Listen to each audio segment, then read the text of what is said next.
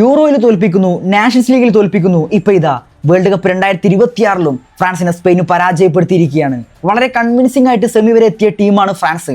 ഒപ്പോണൻസിന്റെ പോസ്റ്റിലേക്ക് 2 അതിലധികമോ ഗോളുകൾ അടിച്ച അറ്റാക്കേഴ്സ് ഉള്ള സൂപ്പർ സ്റ്റാറുകളുള്ള ഒരു ടീമാണ് ഫ്രാൻസ്.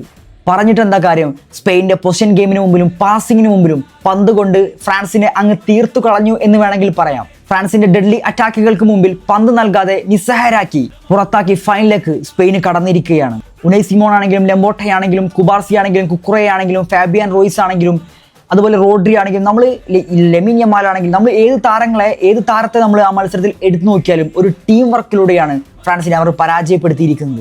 ഇത്രയും മികച്ച താരങ്ങൾ ഉണ്ടായിട്ടും അവസാനം ഡെംബല എടുക്കുന്ന ഷോട്ടുകൾ മാത്രമാണ് ഒരു ഷോട്ട് ഓൺ ടാർഗറ്റ് ആയിട്ട് ഫ്രാൻസിന് ഈ മത്സരത്തിൽ ആകെ ഉണ്ടായിരുന്നത്. കിട്ടേണ്ടവരെ കിട്ടിയപ്പോൾ ഫ്രാൻസ് കളി മറന്നു.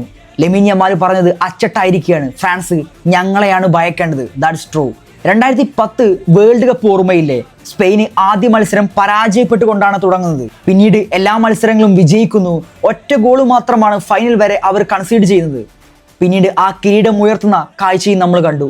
ഇപ്പോൾ ഇതാ ഈ വേൾഡ് കപ്പിലേക്ക് എത്തുമ്പോഴും ആദ്യ മത്സരം കെപ്പവർദക്കെതിരെ ഒരു സമനിലയോടുകൂടി തുടക്കം കുറിക്കുന്നു. ഒറ്റ ഗോള് മാത്രം കൺസീഡ് ചെയ്തുകൊണ്ട് ഫിഫ വേൾഡ് കപ്പിന് 2026 എഡിഷനിൽ ഫൈനലിലേക്ക് അവരെത്തിയിരിക്കുകയാണ്. ചരിത്രം ആവർത്തിക്കുമോ സ്പെയിന്?